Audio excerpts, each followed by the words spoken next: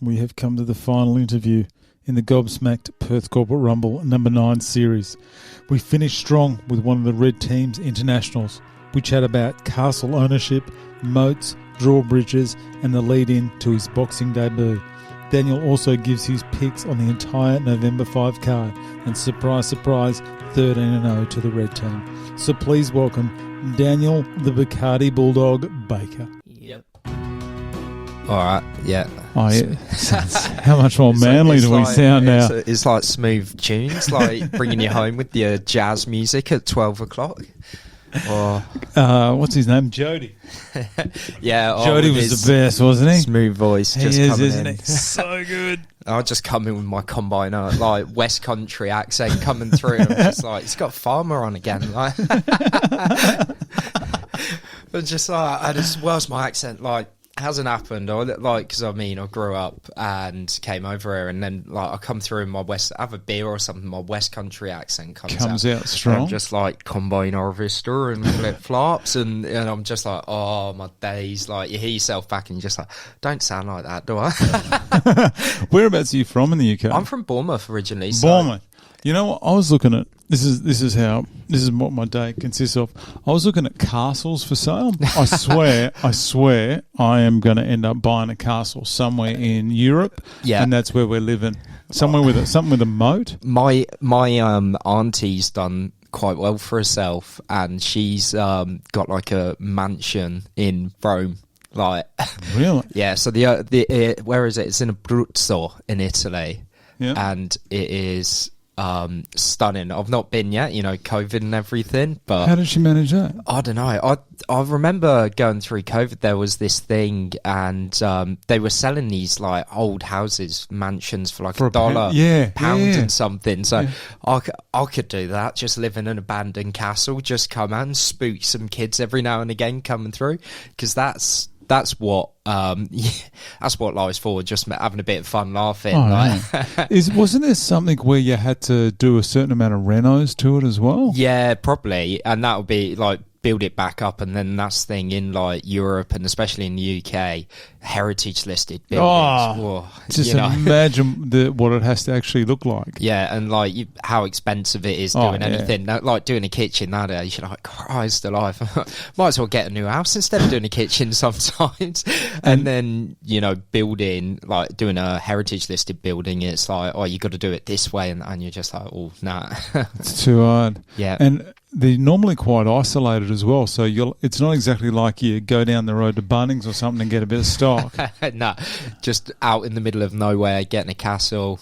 Oh, yeah. I did look at one. There was one in Scotland I was looking at, and everyone thinks, oh, you're delusional for doing this kind of stuff. But you have a look at some of these places. I'm dead serious. I'm doing this. You're getting a castle. I'm dead serious with a moat. Castle list. I love how there's a website for it. And the funny thing is, you watch, if I start typing castle, it just comes in straight up in the suggested searches. That's how many times I've searched this. Anyhow, is it for the castle, or is it for the lordship you'll probably get as well? Sir Brad O'Day, Lord in the High Tower. I think it's more. It's going to sound bad, but I think it's more for the isolation. Oh yeah. Oh yeah. How good would that be? Yeah. Just to have a moat and the old drawbridge. Everyone that comes some. Good luck, any hawkers trying to sell you vacuum cleaners.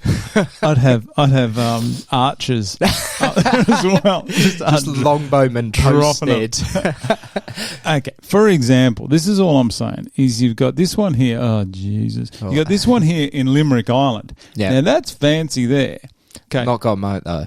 Hasn't got a moat. As long as it's got provisions to dig a moat, I'm happy. I did see one with a double moat. Ooh. I know.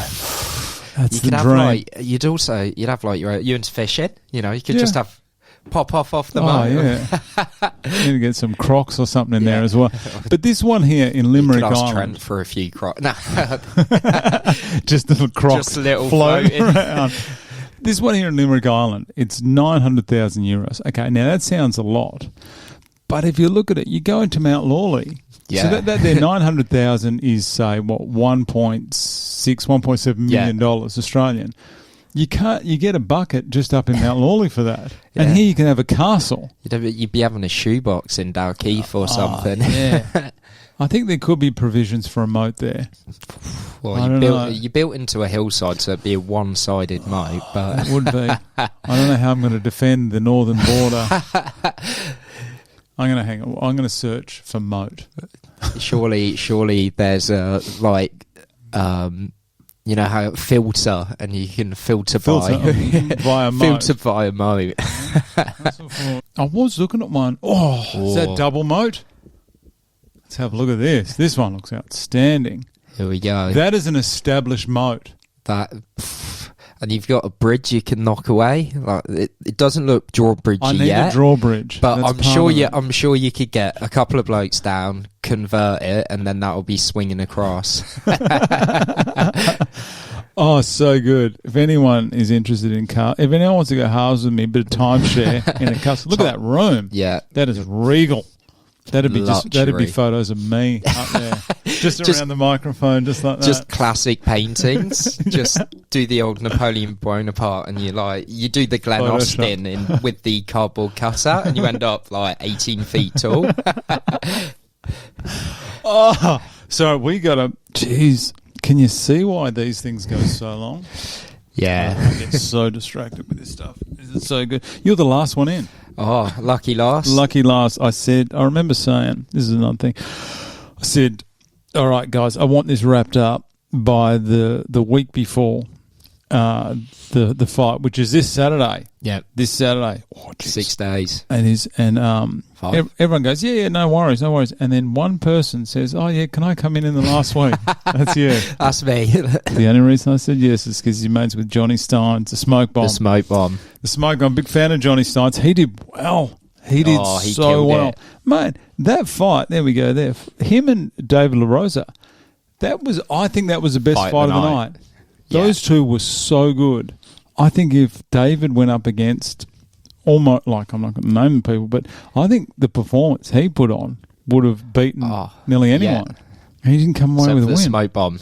Except that no one could beat the Smoke Bomb that night. He was focused. I had a chat to him actually before going in. He looked so calm.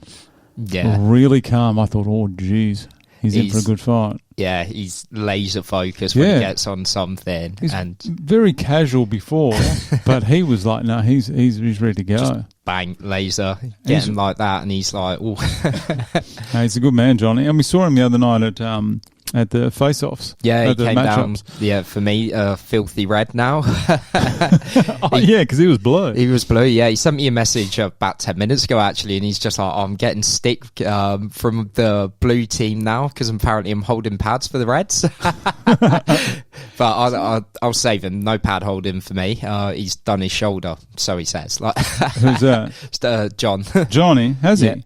AC joint, snowboarding. Oh, jeez, doing it tough there, Johnny. The Smoke Bomb doing a bit of snowboarding. Something I did with Josh the other day. We're going to quickly go through the fights. We'll kick off this with the fights. Yeah. And just to get your idea. Yeah.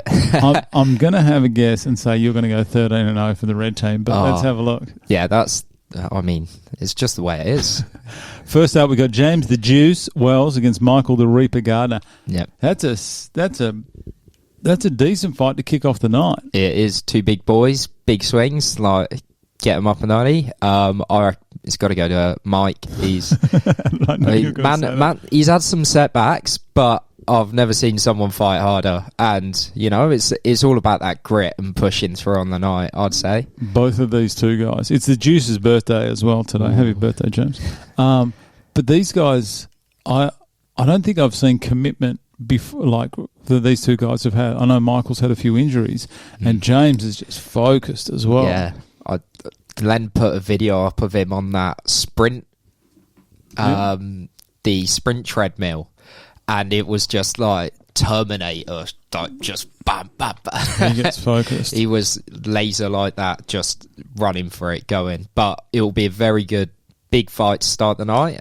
This is going to set the tone for the whole night. I know it's going to be hard to go on after these guys, even me, right down the bottom at fight 10.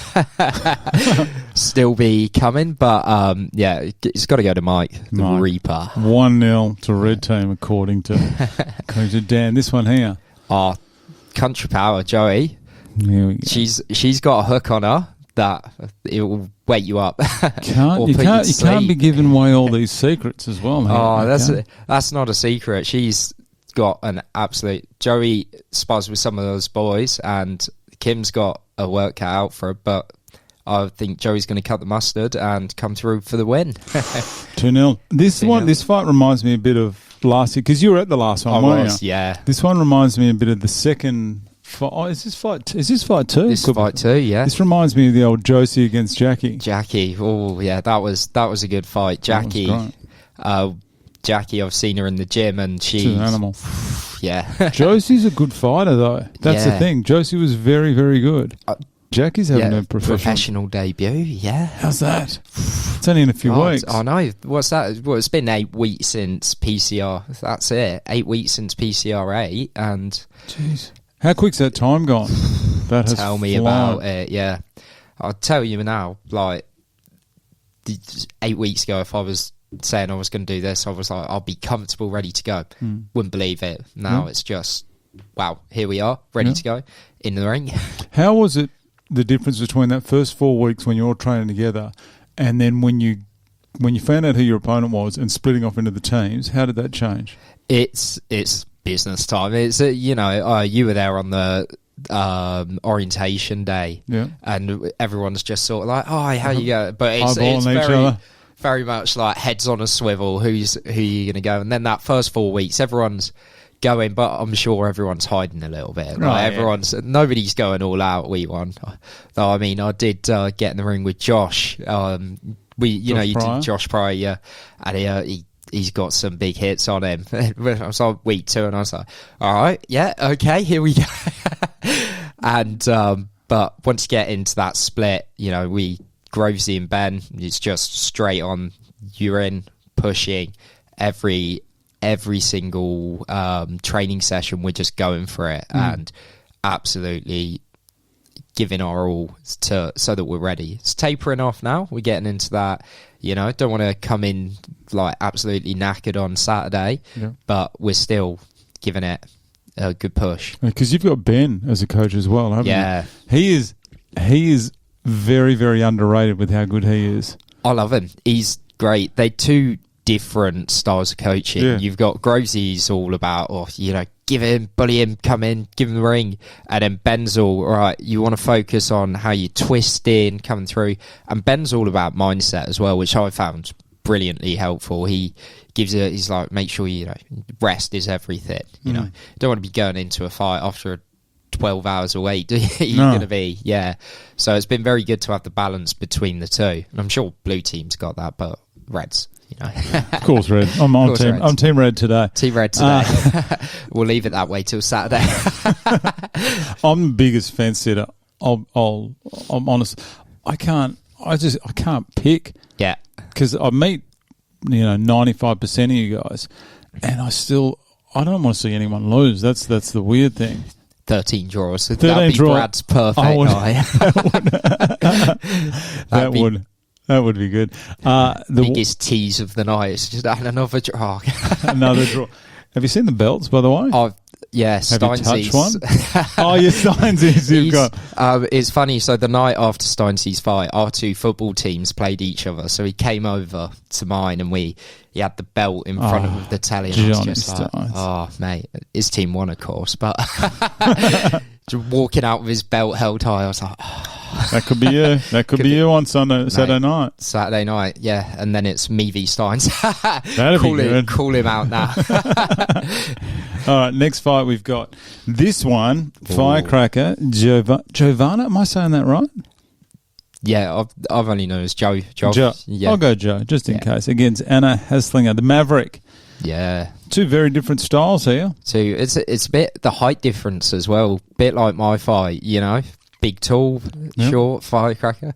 It's got to go Anna. Anna's 3-0. 3-0. Next one. This one will be just entertainment. Pure entertainment. Pure entertainment. Ashley, no bunny business. Questionable nickname there. Against Samantha, 180 Good Sport. Double shot. Fight sponsor. Double shot. Samantha Lane. Samantha Lane looks incredible. Biggest transformation I've seen in a person. 100%. She is. And every session after, she's always hitting the cardio non-stop. Sam is. Sam's got that grit. She's going to push through. And 4-0 there's going to be plenty of bunny business on the night, I reckon.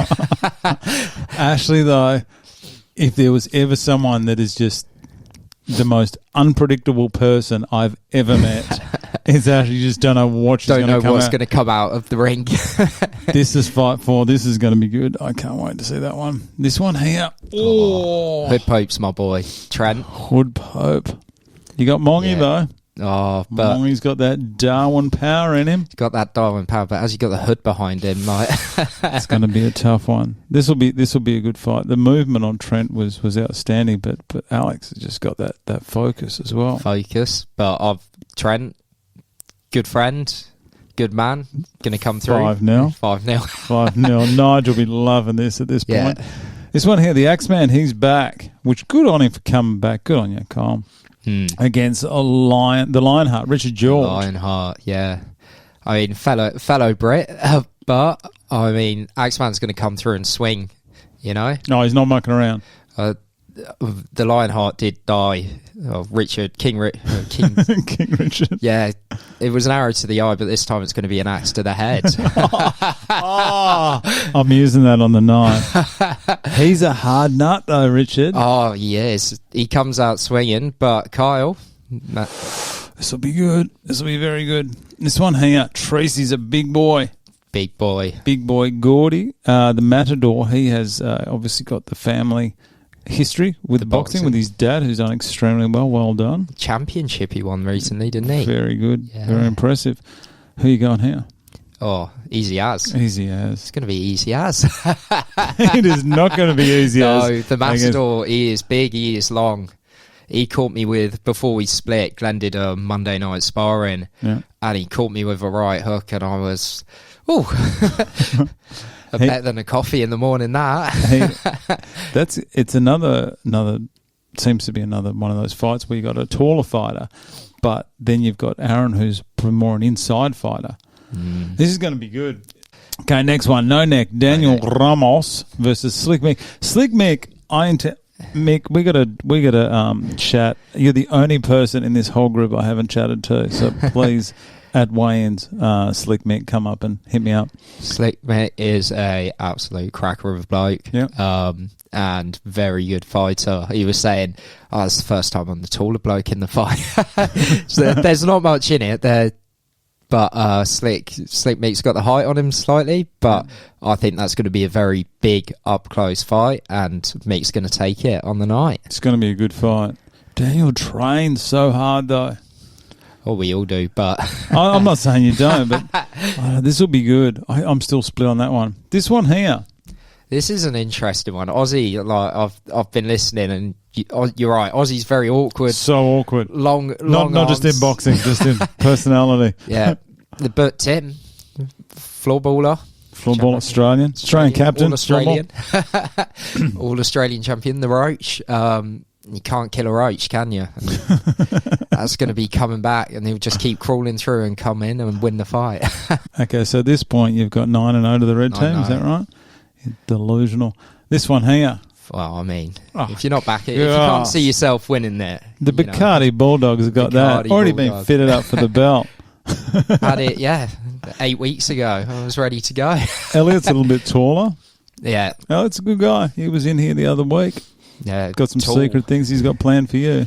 You have trimmed down a lot. Yeah. I wish I got another photo. Did they take another one? Nah, I don't think so, yeah. It'd be a bit of a turnaround on the cardboard printout if they were doing it any later than today. That's the one thing I did notice about you, especially when I saw you at the matchups the other night. You've dropped a lot of weight. Jeez, you got to be happy with that. Oh, I'm loving it. Almost worried about making weight, but like... What do you have to come in at? above 91. We're in the big boys, the heavyweight. So, like Glenn said, if your dad's not heavyweight, you got two mums. Have you? So, what are you weighing now? Steady around 93. Okay. You know. Yeah. But I've come down a lot since week 1, and it's just amazing. I did my knee years ago, and you come back from that, and once you've done your knee, I was football, never. I mean, I didn't have trials at West Ham or anything, but I like to think I was all right. Yeah, if it wasn't for this knee injury, I would have gone pro. Exactly. I can still live on that pipe dream at 26 when I did my knee. And then, I lost a load of weight after that, and then finished uni and got in an office job and sit down 8 hours a day works long hours. Just getting into that routine. Yeah. Started working, put on a load of weight, got into boxing about a year ago, just casually, doing the box classes, and helped me drop a bit of weight. But I mean, 8 weeks straight of this, good luck. I can't see anyone ever gaining weight doing this. No, God, no. And because you, work-wise, when you said you finished, you're a lawyer now? Yeah. That's fancy. So when did you finish study? March 2020 is when I graduated. I came out to COVID, and it was just, Jeez. I started work at a firm, and about a month later it was lockdown. So, inside, it's like, go outside for you 20 minutes a day, and you're like, don't know if I can be asked going for Having a job like that, though, it'd be a lot of, obviously, desk work. Yeah. And a lot of inside. And plus, it'd just be a ton of work, wouldn't it? Yeah. I mean, I do, on what they call it. So there's two types of lawyers. You have transactional and litigation lawyers. Yeah. I'm the latter, which means I get to do the fun stuff and go to court. We like to say we're the real lawyers. Oh, okay. Yeah. Yeah. But so, you get to go to court. But mostly it's just inside, long hours, and you get, unlike most jobs, you've not got two deadlines getting set. You've got, your own deadlines, the other sides, and the court tells you when something needs to be done. Yeah. And I don't, when you go in front of a headmaster. Yeah, I do remember that very well. Yeah. I mean, I wouldn't say trouble, but I was cheeky little fucker when I was a kid. Yeah. And you get in front of a headmaster, you've done something wrong. Yeah. And you're going to get bollocking. Yeah. Like going into court and you've done something late, that's not a bollocking you want to get. Oh, really? Yeah. They come down hard on you? They come down hard, and, Perth's a small place, standard. Perth legal community is even smaller. So you've got to, look after your reputation, quite protected early days. And so it's quite a pressured job. I can imagine. It's nobody's ever happy to go to a lawyer. I don't know. No. How were you accepted? Obviously, not being from Australia, I know certain type of jobs they can sort of make it a little bit harder for foreign workers. How did you go with, obviously, speaking to you for, 2 seconds, you can tell that you're English. Yeah. How did that go for you? That's the first thing people notice about me, the accent. I'm English. Oh, yeah. Painfully so sometimes as well. I grew up here pretty much. I came over when I was 12, 13. Yeah. And so I've gone to uni. And so I'm pretty ingrained over here. Yep. It's not too bad. But then again, I guess people are always he's a bit surprised when they hear you're English at first. But then as soon as you show them that you know your stuff and you're not completely just lost, they're like, oh, all right. I think it's because your accent's quite strong.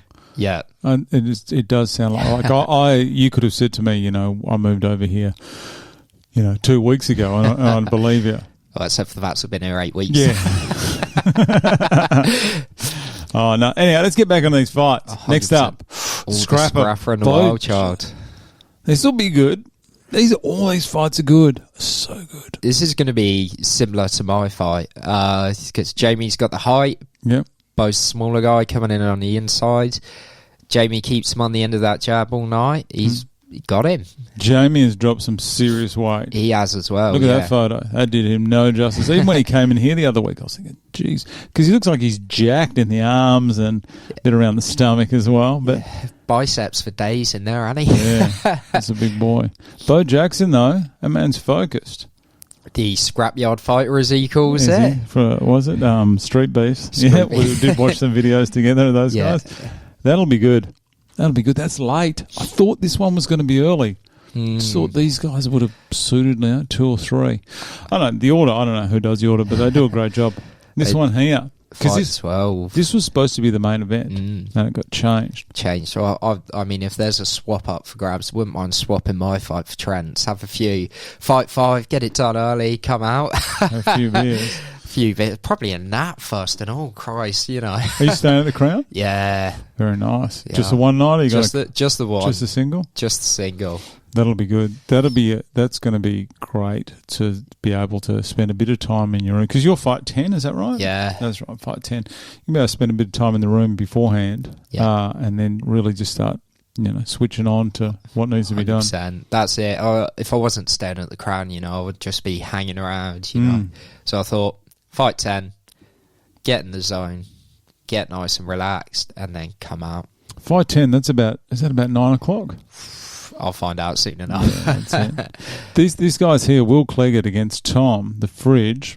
Tom is a lot bigger than I thought. When I saw him in person, I was like, jeez. Yeah. He's a big lad. Big lad. Will's coming back, though. Will can box.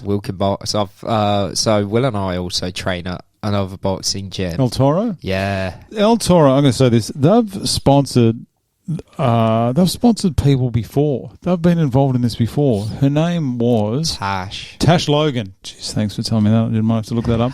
That's right. Tash got the win over Marnie Faulkner back at PCR 6, I think it was.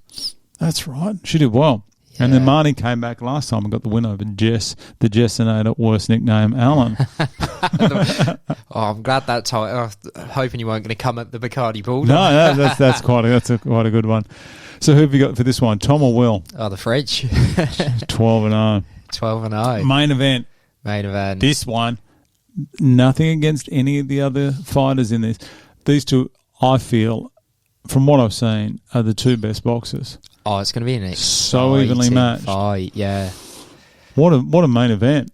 I reckon this is probably and this is not having to go at anyone like Fraze or Woody or Chris or Dylan, anyone that's had the main event before. But just with the style these two guys have, I think this is going to be probably the most exciting main event I've seen. I'm looking forward to it myself. I've had a few spars with Jody, and as I've said, I've taken a punch from Josh before, so it's going to be good to see him. But Jody, all day. Jody, the Black Hammer. He'll be coming out in a 3-piece suit. He always looks so good. He's going to have a 3-piece suit in the boxing gear. The drip. He introduced me to the drip the other day. Okay, so 13-0. Oh, you guys. I wouldn't expect you to pick anyone in the other team, but 13-0. Come on, guys. Calm down with that. Oh, geez, back on our castles. Back on our castles. Let's get your thing up here. There we go. Your sponsor, mate. Public House Perth. Yeah. Justin and Danielle. Yep. Tell me how these guys became part of the Bacardi Bulldog franchise. Bacardi Bulldog franchise, yeah. Well, originally, I've sort of got to go into my nickname here a bit. Okay. The Bacardi Bulldog. Let me guess, you enjoy a drink or two of Bacardi? Not even. Well, yeah. Bacardi 151. One of my mates... Gone. You can't get it anymore? Can't get it. They stopped making it. Well, how long ago? 3-4 years ago. One of my mates had a bottle of it, and he pulled it out probably, would have been about 6 weeks ago, and it still has that flame-proof top. It's got like an odd top on it. Pour on it. Yeah.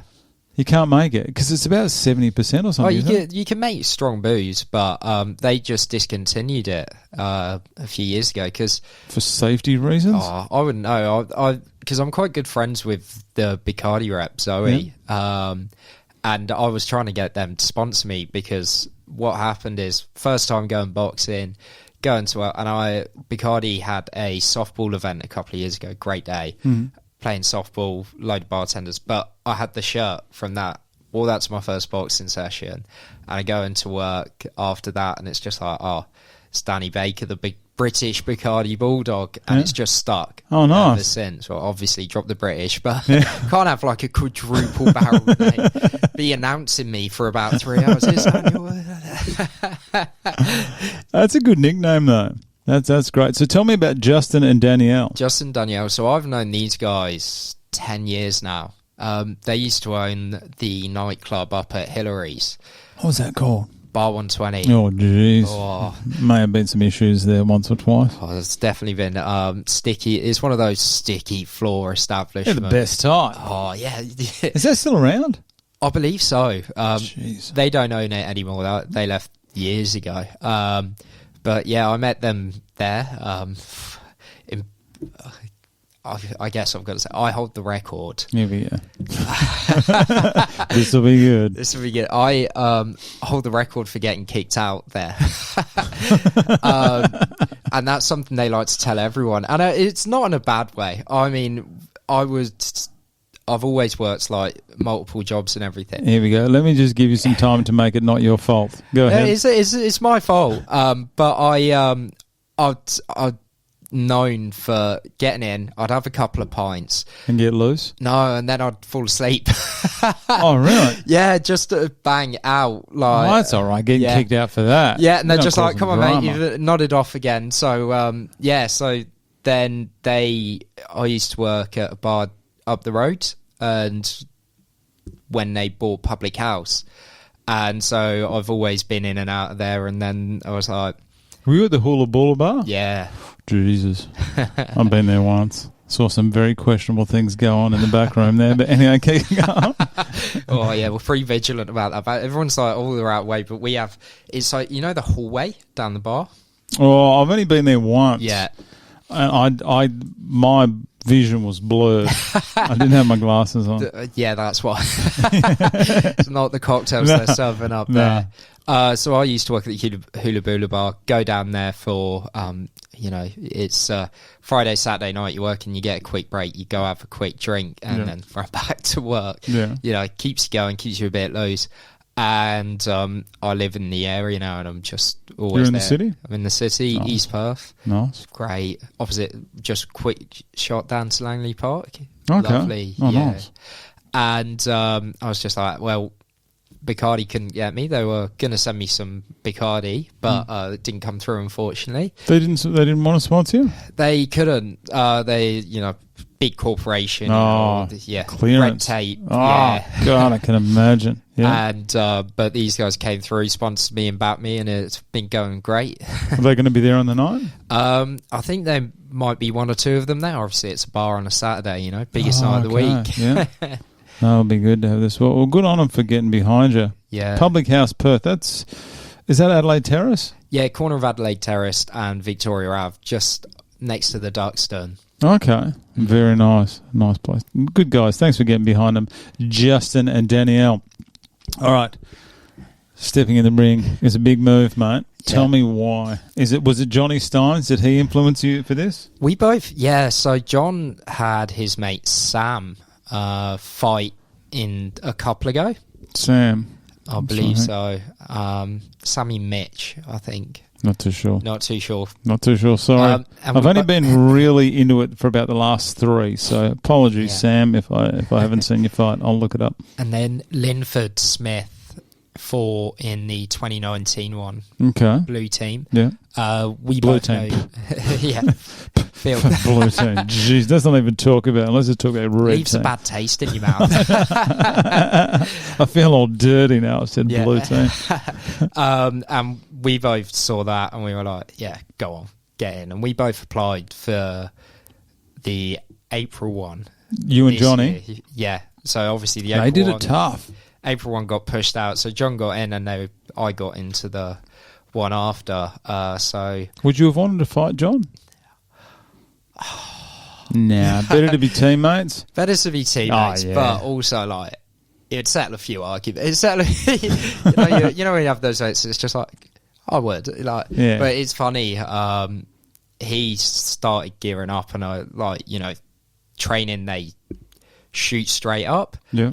And that straightens the 4 eats. So I did a round with him. I'd just been, doing the classic, and he absolutely floored me. And he's held that to me ever since. So I'm just like, all right, John, I've done my training. Oh, so you're going to call him out, maybe?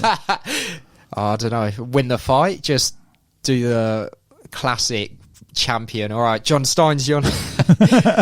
I'm coming for your belt. I'm coming for your belt. You should put both belts on the line. Oh, imagine that. The belt of belts. Oh, double champ. What surprises me is how good you guys get in 8 weeks. Yeah. It is amazing, because I did watch some of the first sessions you guys had, and they do it well. Obviously, Glenn, Nigel, Chris and Ben know exactly what they're doing. Yeah. But who would have ever thought that you could progress this much in 8 weeks, 9 weeks? That's it. And they're so fantastic at, I think, letting you develop your style, because they'll go, everyone's different. Got their, you've got those guys who are quick, moving around on their feet, and they just sit outside, counter punch. And then you've got the guys that like to come in, and your scrappers and all of that. You've got your Bo Jacksons of the world, and you've got your... And I think one of the best things they do as well is they pick that so early on, and they just go, all right, this is how you fight, even if you've not even realised it fully yourself. And they go, just this is what you want to be doing, and get you in that, because you're not gonna be a heavyweight champion like professional boxer in 8 weeks. But if you know what you're doing, and you know how you're supposed to be fighting, they can get you pretty decent. Some of the fighters now, compared to how they were, is unbelievable. If I didn't see it, especially the footwork on some of these people, it's exceptional. Trent's actually, he was the one that impressed me a lot with his movement. So, but Mongy, I'm not saying I'm picking Trent, okay? I'm not saying, I do like the Hood Pope, but I'm mates with Mongy as well, so I'm going to sit on the fence. You'll sit on the fence. Sit on the fence for that one. So you mentioned, the last PCR you went to, which was start of September, only 2 months ago. Yeah. On one hand, it seems like just yesterday, but on the other hand, it's a lifetime ago. It was so long ago. Yeah. That was madness. That was the best boxing I've seen for a long time. It had about 9 months. But could you imagine trying to stay focused for 9 months? Yeah. That would have been hard. And the COVID was still going on. That was a mess, that thing. Yeah, I mean, I'm really good mates, John, so I was sort of with him the whole time, and it's just, I think a lot of people fell off for a bit, they pushed so hard to get to April, and it feels like a completely different era now. Like April at the start of this year, we're still having lockdowns. Oh yeah, restrictions. It's mad. And so I think they got to the point where it was 2-3 weeks out. It was pretty close when they actually had to cancel it. Yeah, yeah. I know the guys from PCR, the organisers, I think they gave it every possible opportunity to go through. Yeah. And in the end, they just went, we can't do it. Can't do it. Yeah. So they were so close. So I think a lot of them probably peeled off a bit and then came back. And everyone picks up a few knocks and bumps. So I think a lot of people, instead of pushing through, gave some time for them to heal and got back into it. Like you've been saying a lot, it's like the fitness on those guys. Like it's the cardio that got me. Normally, round 3 was my favourite because everyone was so gassed. Just got those. At every 10 seconds, I'll throw one big one. Yeah, but the cardio last time was exceptional. Good on them. So you mentioned that you've trained at El Toro before. That's with Jacob Santoro. Is that how you say it? Jacob Santoro. Yeah. What's the training at El Toro like? I mean, Jacob, he puts us through our paces. We start, like most of us who went there, started out just doing like the boxing exercise, box size. So you do circuit training, you do floor to ceiling, heavy bag, and then a couple of like hit like circuits. And then he about 2 months before I knew I was coming in PCR, I started doing some sparring ones, and he pushes us. He trains us like we're all going to be doing a professional fight on those. This is what you want, isn't it? Yeah, and I've stepped in the ring a few times, and Jacob's got a professional record and everything. So he's good. How did you find the sparring for the first time? Getting hit is like, okay, wow. You're like, what's going on? And then... Is it a shock? Oh, yeah. Does it hurt as much as you think? No, it's just, that's the thing, it doesn't hurt. No, it doesn't, does really, it? Really, at all. And like, we're using your headgear, big gloves, and it's just like, okay, wow, what's that? It's sort of like a new sensation. The sound, isn't it? That crack. And it's, I don't know many people who go out and go get hit in the head regularly. And once you get used to that, it's, all right, now how do I stop that happening? Yeah, and being able to stay composed once you have been hit. That's it. And that's something I think you need to get really quick. And that's when I did my first spar with John. I just lost. He kept on. He was doing exactly the same move. He'd like jab low, so I'd drop my guard and he'd crap me in the face. Did that about 5 times in a row, and I just kept on coming in. You lose that composure, and that's it. You've gone. You lost the fight. I think it's the repetition, because you don't have time to think too much in there. Everything has just to be natural and automatic. Yeah. So, because you guys do a lot of sparring, don't you? Oh yeah, 2, 3 times, 4, like in the lead up. I mean, we're tapered off now. I think we did our last big spar over the weekend, but it was tough. And like sometimes they go, maybe, we've done 3 big spars in a week. Sunday they'd be like, all right, we'll just do a big cardio push today, because you don't want to go too far, get injuries, because that's when you get injured, when you push.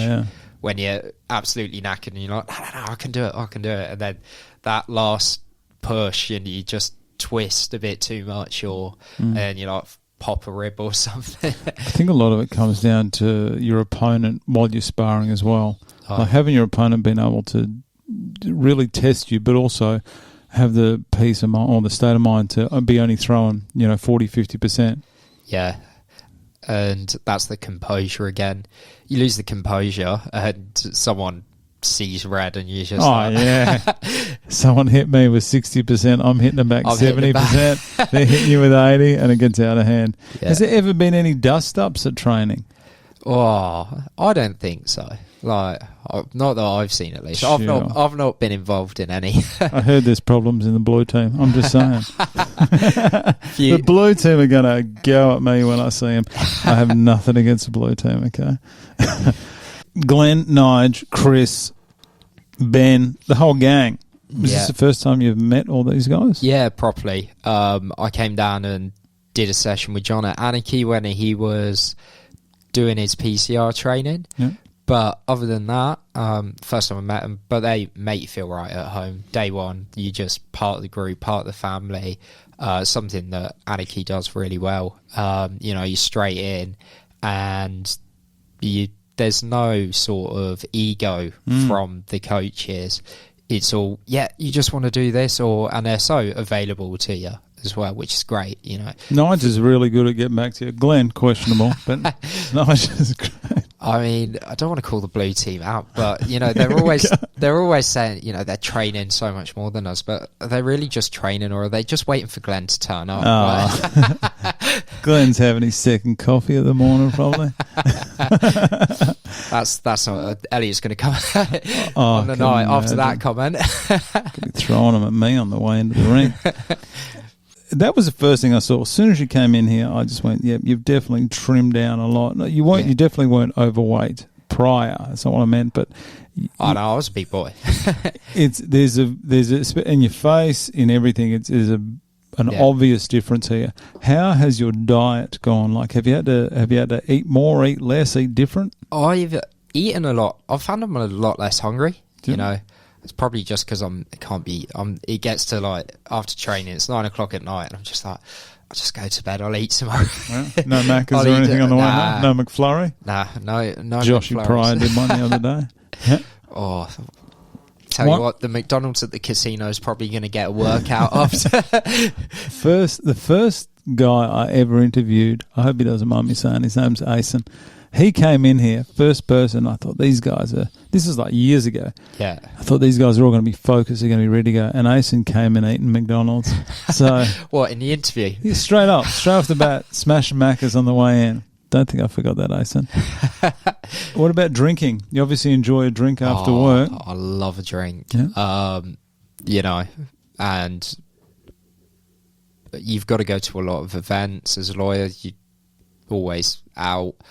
I mean, I'm lucky. I'm sort of left one job and I'm had a bit of a break. So I've just this 8 weeks just been training through, and I start the week after PCR, new job. So it's been good not being out, just focusing. But yeah, I had a big night before orientation. Yeah. I don't know. You've got to have one last one, mate. Yeah, if you look at that photo of me, yeah, you can see the bags under my eyes. So yeah, I had about 3 hours sleep before I came in. Great preparation there. Great prep. But yeah, that was my last night. Haven't touched it since. And really? Not one, straight off. And I mean that's the only way to do it. You know, it's a slippery slope, isn't it? One becomes two, and then next thing you know, you're 8 pints lager deep, and you're waking up with a hangover the next morning, getting kicked out of some dodgy bar up in having a nap somewhere. Yeah, so completely cut that out. So you feeling better? Feel so much better. You know, you're up weekends, you know, Saturdays, well, always a struggle. Yeah. And then your Sundays, I'm 28, you're getting on a bit, you don't bounce back as quick. Sundays, you still feel a bit out of it, you know, and if you have a big night Saturday, you go into work Monday and you just like, all right, you get through Monday, you know. Yeah. Mondays is not very productive. It's not that you don't like Mondays. It's just that Monday's a battle. You get your work done, but it was a uphill battle for those 9-10 hours. Oh yeah. So yeah, weekends are great now. Up, going for runs, training. I mean, we the Reds, we have the early session in the morning. Probably so Glenn can get his first couple of coffees in. So he can rock up late, yeah. Yeah, and so getting up straight into training and, you know, enjoying it. You feel so much sharper. Could you imagine rocking up to one of these training sessions hungover? It'd be death. I did it, I don't know why, but at El Toro, I did it once. Yeah. And that put me off it forever. Never again. Like, you rock up and you just... that whole session, you just like try not to lose your guts. Do you smoke when you drink as well? I used to, yeah. Not. That's a terrible combo, isn't it? Oh, it's terrible. I used to years ago. Yeah. And I remember alcohol was bad, but when I mixed the two, it was over. And you just wake up and it's just like, I feel like I chewed a pack of coal. Like, don't I eat a bag of coal? I was like, oh no. And you wake up and you're just like, everything hurts. Yeah. Oh, jeez. Have you noticed any changes to your strength, considering you're a bit lighter now? Yeah, I'm moving a lot quicker. You get to the end of the session, like the first couple of weeks, you're just absolutely knackered at the end of it. You get out, you crawl up in bed, and you just hope you wake up in the morning and you can move, let alone. But now you know, it's not you feel stronger, the recovery's quicker. I find that the fitter you get, the better your recovery is. You're not feeling sore because the muscles are used to getting worked. Yeah. I mean, and I've definitely had a few massages leading up to the week. Remedial massages. Do you have them? Have you ever? I had one about probably 6 weeks ago. First one ever. Yeah.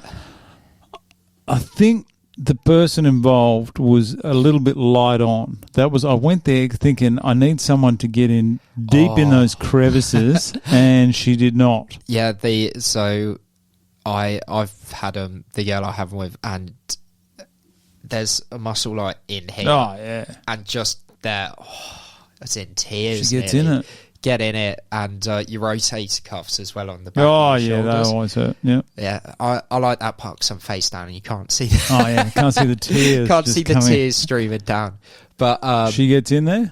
Oh, absolutely. What's her name? Let everyone know. It's Bodyworks by JB. Absolutely. Bodyworks JB. Absolutely cracking. and really helped my recovery. But she had my first session. She's like, "Don't go to boxing tonight." I was like, "All right," and I slept 15 hours after. Jeez. Yeah, just, it's like a workout because your muscles are all getting worked. And yeah. Doesn't it release like all the toxins? You got to drink a lot of water and stuff like that. Yeah, you float, but you're knackered. Yeah. And another thing that's really good is dry needling. Oh yeah.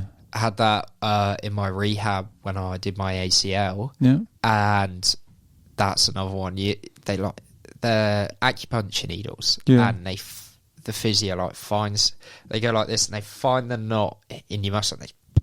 What's the difference between dry needling and acupuncture? Oh, don't ask me. My physio did the dry needling on. I'd never had it before. Yeah. And Dave Dawes, everyone. Dave Dawes, he fought in PCR 1 as well. Ooh. I'm pretty sure he did. I was trying to get his belt. He couldn't find it. How did you lose that? I don't know. He's moved house a couple of times. That's going to be a family. The kids are fighting over who gets a belt. Yeah. The first time I had dry needling, it was very painful, but it came up a treat. Yeah. Very good. How do we even get on this? Anyway. Mental changes. Focus. I suppose having some time off the alcohol's obviously got to help you with focus as well. But how are you feeling, like, overall? Better frame of mind? Better frame of mind. I mean, this 8 weeks has just been all about the belt. It's all about it's not about the fight, it's about the belt. It's got nothing to do with Sub Rose Foundation. It's got nothing to do with any other red team. It's all about the belt. It's made me out like some sort of villain.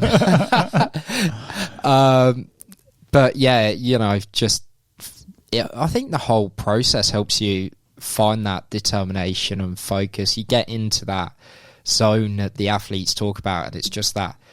It's your reason for getting up. It's your reason to go to bed. It's your reason to eat right. You've got this like mental laser focus that on just this event, on the night. I mean, I'm pretty good with focusing as is, but of next level, this is. But I reckon everyone's sick of me by now because all I can talk about for the past 8 weeks is boxing. Oh, nice. That's great. It's just like, I just did this, and then I'm going to come out and I'm going to give him this and all this, and then, last night got beat up, but I'm going back tonight. And it's got to spill over into your work, though, that focus, doesn't it? Yeah. Well, I mean, you've got to be pretty focused as is to be a lawyer. You've, one comma out of place and you're giving someone an extra 100 grand. Jeez. You've got to make sure you got to dot your I's, cross your T's, make sure everything's all good.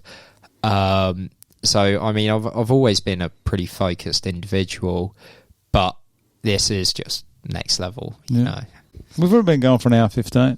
Oh, time flies when you're having fun. It does, doesn't it? When you're looking at castles. Castles, yeah. No, we spoke very little about PCR. Getting that moat, your archery. My archers. You're just thinking about your future feudal lordship. That's what I could do, is I could start a feud with a neighbouring village. That'd be so good. Just raid their farms, steal their crops. No, don't steal their women. Give our women. They're your problem now. Just boys and their toys. You got your catapults. Just don't give them back. Let's get back to this PCR. Do you have any fears of the actual event? Besides the win-loss thing. Even then, if you leave everything in the ring, like the red team has a saying, you leave no stone unturned. I think I don't really have any fears or anything, because if I go in there, I've trained, I've given everything for the past 8 weeks. There's nothing more I could give. What's there to be afraid of? It's just me in the ring, and it's a fight. Well, I mean, Elliot's in there, but really it's who can push themselves for those six minutes. It's not a lot of time, is it? It is. It's so long. Isn't it? It's it's like one of those things. It's an eternity when you're in the ring, and you do your sparring, and you're like, been here half an hour. Are you sure? Round 3 is the key. Yeah, round 3 is the key. I think because everyone is so focused and committed to this, it doesn't surprise me, but it surprises them. The people that don't come away with a win, there's no regret or ill feeling or anything towards it because they realise what they've actually achieved.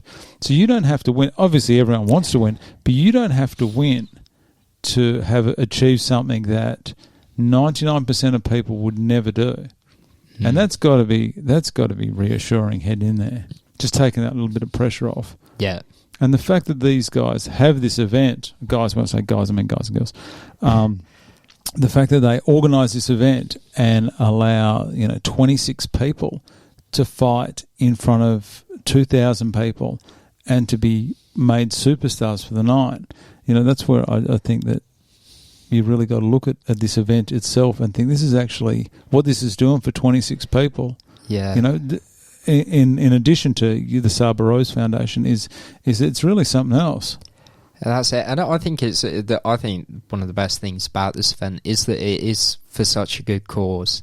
Not only are you getting to live out your fantasies of being, Rocky Balboa, Rocky Balboa and Apollo Creed. Funny, that actually came up between me and John the other day because I was like, this is like Rocky 3 where Creed trains Rocky, the against other Clubber side. Lang. Oh yeah, I do know that very well. Yeah, he comes off on Mr. the other side. Yeah, that's it. That was a good one. That's classic. Yeah, sorry, keep going before I interrupted you with Clubber Lang. Yeah, yeah. And you get to come out, help, do something good for charity, but also you've pushed yourself. You've come out, big night, and hopefully win. Well, you guys must have all found things that you didn't know you had in you. Yeah. Being able to keep pushing through it when your body can do some strange things when it has to. Yeah, you find that extra bit of grit. You do see it on the night. Yeah. You do see people, it'll snap at some point and you see that they look like they're done and then suddenly they'll just get this second win. Come back. Round 3. Round 3. Round 3 is the key with those judges. I don't know. Do you know who's judging this year? No idea. Have they spoken to you about the judges? They payoffs? The blue team normally do. That's how they won last time. No, they did. They did not. Oh, as Nigel was saying, they got 8 wrong last time, I think. There's a couple of them were close. Yeah. A couple of them. I'll get into that. But no, they've told us about scoring. They do the 10-9 score and a 10-8 if you get knocked. Yeah. And I mean, it's pretty fatal if you get knocked in a 3-round fight unless you come back and knock them back in the next round. You go down in a 3-rounder. You got to come back. Yeah, you either knock them down, finish them, or dominate around that much. You get a 10-8. Yeah, it's gonna be close. It's only been 3 draws in history. 3 draws and 3 knockouts, I believe. I think there has been. I prefer the draw than the knockout. You know me. Yeah. I like everyone. Sit on the fence. I do. I do. Perfect night, 13 draws. I've seen 4 of these events, 3 of them. 3? No, 2. This will be my 3rd in person. And I don't think I've ever actually wanted to see anyone lose. And I'm normally so on one side, like all the UFC or the boxing I watch. I'm one-eyed from start to finish. But this one, straight down the middle. Yeah, that's it. Oh, I mean, we've all come together, and it's hard because you've got your 4 weeks where you're all together and you get along with everyone. You bonded a lot in this last 4 weeks, Red Team. Yeah, we have. Very close. Red Team's very supportive. I've heard the Blues talk a lot of shit. Oh, that's their specialty. I know. Glenn, he arrived in time one Saturday for me. Jeez. Did anyone get on camera? I don't believe it. For me, to be there before the Reds were leaving, and he was apparently, I think he called me the Bacardi Breezer. I was like, I walked out and I was like, that's good. But I mean, that is good. I'm going to breeze past the competition. But it's good because it gets them in the mindset. But we're all just, focus on yourselves, leave no stone unturned, and you're going to win. There is trash talk. There is. But it's friendly, witty trash talk. I think there's nothing personal. Yeah. And everyone gets along afterwards. I don't think I've seen a drama with anyone, like even opponents. You seem to have a bit of a bond. Like you and Elliot, I'm not too sure how you guys were in that first few weeks. Yeah. But after this fight, I can almost guarantee you two will be having a laugh and having a beer together. Oh, yeah. There's no issue. There's no animosity. I'm going to not put... You just put it to the side. Yeah. You compartmentalise it. You go in, you do those 6 minutes, give it your all. I don't want someone to come at me and give me a win. You want the win. Yeah. You don't want a false victory. You don't want someone... It's like match fixing. It's a bit of a false victory if someone's let you in at the end of the night. Like Jake Paul, Anderson Silva the other day. I said that. I thought that was coming. I saw that. Yeah. I said that. Everyone who put a bet on Jake Paul, you are welcome, because I told everyone that. It was like the Logan and Mayweather. Mayweather held him up. Yeah, that was... Allegedly. Mayweather's been involved in some... Anyhow, let's not get into Mayweather. That's going to cause some problems. Money Mayweather or... What does your family and friends think about you taking part in this? Yeah, most of my friends, they're pretty... They like to talk a lot of shit. I can imagine. Johnny Steins, for one. The smoke bomb. Yeah. And John's like... Obviously, because John and I share a lot of the same friends, a lot of them are like, oh, yeah, John, we can see you, Danny. What the fuck? But everyone's been pretty, I think, surprised. Family's behind me, and they're going to be all there on the night, so it'll be a good night. But it's interesting, your changes that everyone's like, oh, and I've been keeping a pretty low profile the last 8 weeks because, temptation, and I've got a rubber arm. It's just like, come on. And I'm like, oh, go on then. Sometimes people are like, oh, we're thinking about lunch. I was like, yeah, all right, where?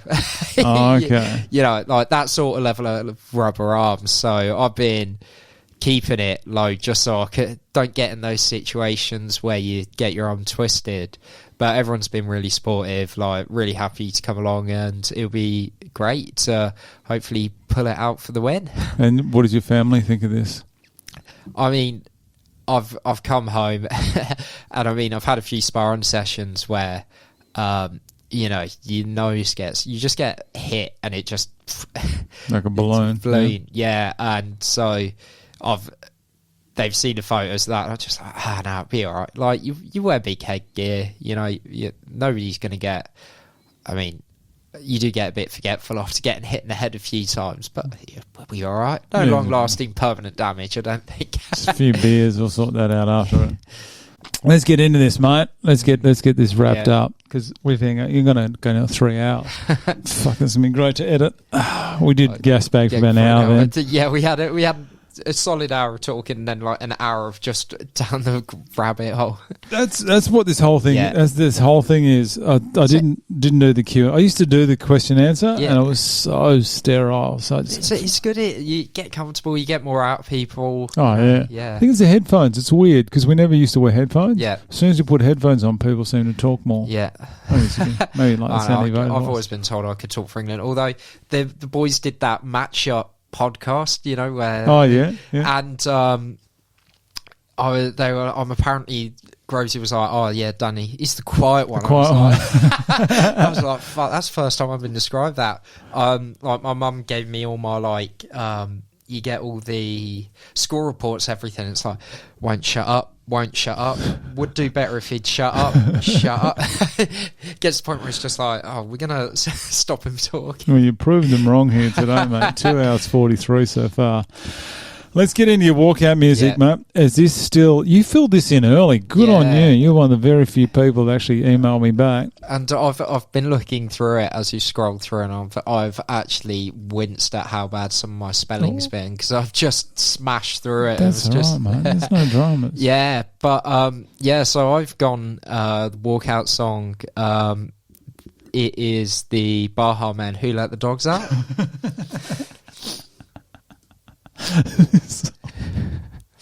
This song is so bad. Yeah, but you've got the Bacardi Bulldog, and you've got a. That's so good, though. That does suit you.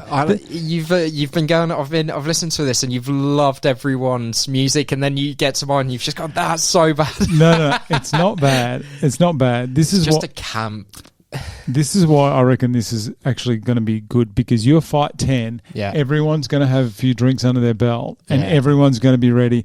And it's like when they play, a nightclub or something, and then they play Love Shack or Dancing Queen or something. Everyone hates the music, but suddenly when they're drunk, they know all the words. Yeah.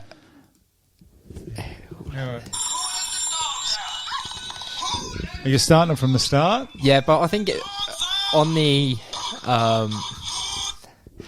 actual... Oh, sorry, I didn't mean to stop you dancing there. Just getting in, just like... Yeah.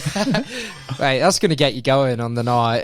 Oh, the crowd's going to be going nuts. But on the actual, see whatever version, Spotify, whatever they'll use, I think it just starts from Who Let the Dogs Out rather than that. Though I do like the intro. I do like the intro bit, so I might get that, like, the ringing, and then Who Let the Dogs Out, open, doors open. Sounds good, mate. I think this one start? Yeah, just straight, yeah.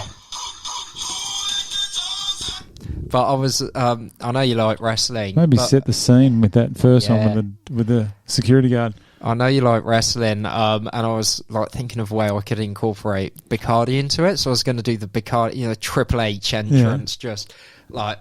Oh, just spitting it out of the air. The Bacardi out. I don't think that would get past OH&S, but... Could you imagine a mouthful of Bacardi on your way into the ring? Imagine how dry you'd be in there. Oh, out of a Bacardi 151. Maybe have the Bacardi bottle, but just substitute water into it. What about Bacardi 151 and a just burn all your clothes. Just come out with third-degree burns, just ready, just like forever in the red vest. Just it's stuck just to melted to my skin. Oh, that's a good song. That actually suits you. And with being the Bacardi Bulldog, and the time, if you were fight 1 or 2, questionable. But fight 10, everyone's charging, ready to go. Beautiful. I like it, mate. Yeah. Great. Oh, one more. We've got it. What do you expect? Tell me, what do you expect to get out of the evening? When it's all said and done, after fight 10, you're wearing the belt, or Elliot's wearing the belt. One of the two. I'll say it to you. If Elliot was here, I'd say it was him.